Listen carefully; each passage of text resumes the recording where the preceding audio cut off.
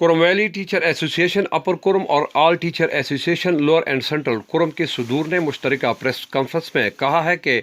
FATA انضمام کے بعد حکومت نے اکتوبر 2018 کو ایک نوٹیفیکیشن کے ذریعے محکمہ تعلیم قبائلی علاقہ جات کو صوبائی حکومت کے زیر انتظام کر دیا اور جنوری 2019 کو ایک دوسرے نوٹیفیکیشن کے ذریعے محکمہ تعلیم کو غیر فعال کرتے ہوئے اسٹیبلشمنٹ سیکشن کو directorate of elementary and secondary education KP کے زیر انتظام کر دیا، لیکن جلد ہی صوبائی ڈائریکٹوریٹ نے استعداد نہ رکھتے ہوئے ایک اور نوٹیفیکیشن جاری کر دیا جس کے ذریعے ضم شدہ قبائلی نظامت تعلیم کو دوبارہ بحال کر دیا، جس سے محکمہ تعلیم میں خوشی کی لہر دوڑ گئی۔ انہوں نے کہا کہ قبائلی اساتذہ نے سخت حالات کے باوجود جوان مردی کا مظاہرہ کیا اور تعلیم کا سلسلہ جاری رکھا، لیکن اساتذہ تو اس خوش فہمی میں مبتلا تھے کہ انضمام کے بعد قبائلی اساتذہ کو وہ حقوق آسانی سے مل سکیں گے جو ملک کے دوسرے صوبوں کے اساتذہ کو میسر ہیں، لیکن انتہائی افسوس کہ ہمارے حقوق پر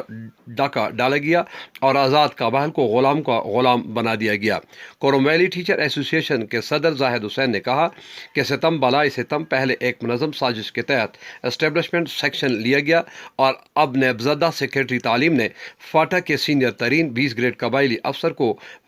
فاٹا محکمہ تعلیم سے اپنا انا اور ضد کی بھینٹ چڑھا کر علیحدہ کر دیا۔